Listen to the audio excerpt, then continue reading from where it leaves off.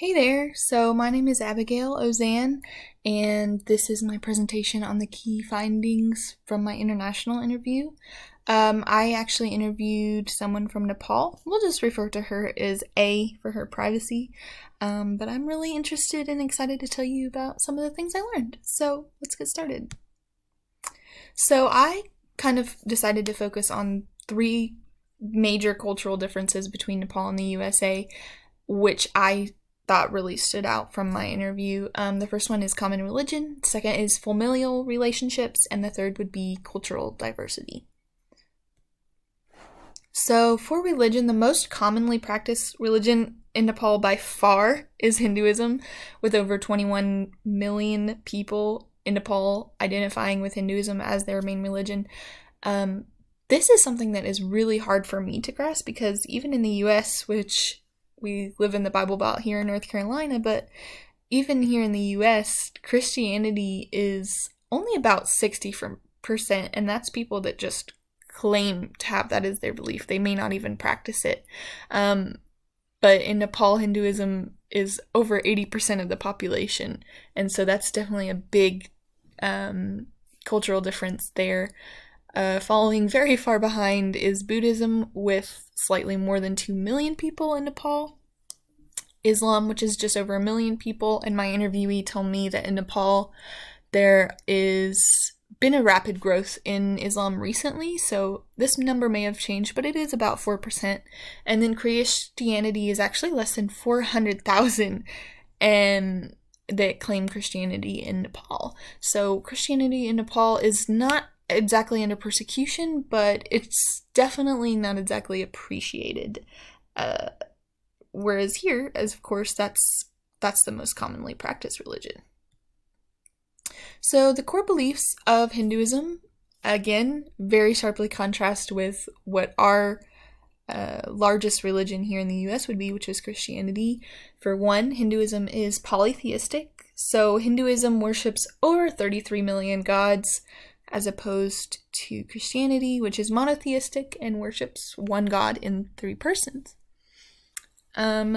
Hinduism believes strongly in karma, which is what you do determines what you receive in the future. This could be in your life, or as they believe in reincarnation, what happens and what you become in a later life.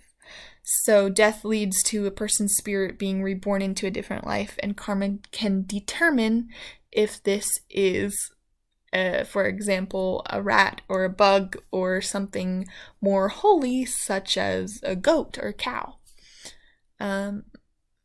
Another core belief of Hinduism would be Dharma, which is a focus on goodness. My interviewee had been telling me that it's kind of the goal in Hinduism to achieve Dharma, which is like a level of goodness and morality which is pretty much perfection. Hinduism strongly relies on animism, which we learn about in chapter 9 of our textbook, and that is the consideration that all living things have souls and spirits, and some of them, such as the cow, are holy. So actually in Hinduism, most, if not all, people avoid beef because it's considered a holy animal, so of course it would be majorly not okay to eat beef. And then there are smaller sects in Hinduism that believe that other animals are holy, such as pork, and they will stay away from that as well. And then there are some that don't eat any meat at all and are vegetarian. Connected to this animism is their quote-unquote ultimate god, which is the god present in all things and is worshipped above all other gods and in unity with other gods, and that is the Brahman. I don't quite fully understand, I'm not going to pretend to quite fully understand how this god is above all other gods, and yet they have 33 million other gods. But from what I understand from my interviewee, this god is present in all things. So even the tools that they use to work in their business will be worshipped because of Brahman, the major god. So familial relationships in Nepal are also a lot different from here in the US. For one, children in Nepal tend to live with their parents until they're married, and where the daughter will then move into the home of her husband's family, and they will commonly utilize an Uksar local residence, which we learned about in How in Paris Chapter 8. Until that point, though, the parents will decide for the child and be responsible both financially and in lifestyle until that child is married. So they typically decide where they go to college, or if they go to college, they decide what schools they go to, what businesses they go into, such as that. So especially for a daughter, her identity will fall under what her parents decide for her, especially what her father decides for her, who she marries, when she marries, such as that. And it seems that there is definitely an underlying patrilineal descent there. So men do tend to get the little bit of an upper hand there, or the preference there. When that daughter is married to her husband, her identity will fall under him, and she will become his responsibility for lifestyle and financial and things such as that. So families, even considered distant here in the US, such as great aunts, great uncles, great great grandparents, second and third cousins, they in Nepal retain a much closer bond and support system than here in the US. My interviewee was telling me about different festivals that they hold, and how these distant relatives will come and stay for them for weeks on end, which, having lived in the US, is something that I'm certainly not familiar with.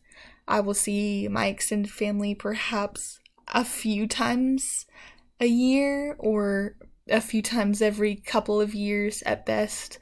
So this is definitely something that contrasts greatly with the US. So last is cultural diversity. So as we were talking about in religion, because Hinduism is so strongly practiced in Nepal, everything kind of revolves around that. So as I was talking about festivals and travel and work, even the tools that they use are worshipped for that. Pretty much everyone that you're going to know is going to either practice Hinduism or be very deeply involved in it somehow, either with their family or so on and so forth. And so my interviewee was telling me just how much of a shock it was to come to an area that's so culturally diverse. Even one school can have so many different people from so many different areas, so many different belief systems, so many different cultural practices and ways of communication, such as language and body gestures and hand movements that maybe there would be unknown or uncommon or even unheard of. And so I felt like that was one that really was kind of an underlying key point, but to me it really stood out. So yeah, those are some of the things that I noticed.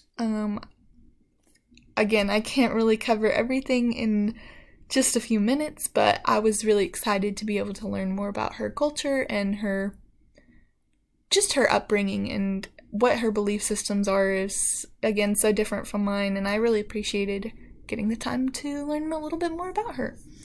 So that's it. Thanks.